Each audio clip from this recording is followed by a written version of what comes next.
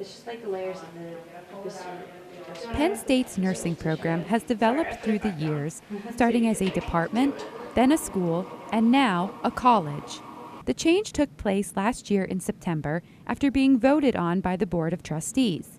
Since then, the college has set many new goals for the future. Paula Malone-Nuzzo is the Dean of the College of Nursing.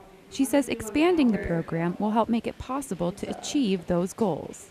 The other thing that we want to do is reach out to the communities and change the way the population in the communities around Pennsylvania, especially the rural communities, receive health care. The nursing program is also offered at several Commonwealth campuses. Students in the nursing program get experience and hands-on training through lab courses and even with local hospitals.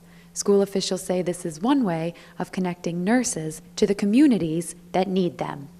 Danielle Bowman is currently completing clinicals at Mount Nittany Medical Center and says getting experience in a hospital is very important. We work with the RN who's assigned that patient. We do the assessments, we do charting we're allowed to do in the Mount Nittany system. The Health and Human Development East building will be used entirely for nursing once construction on the new HHD building is finished.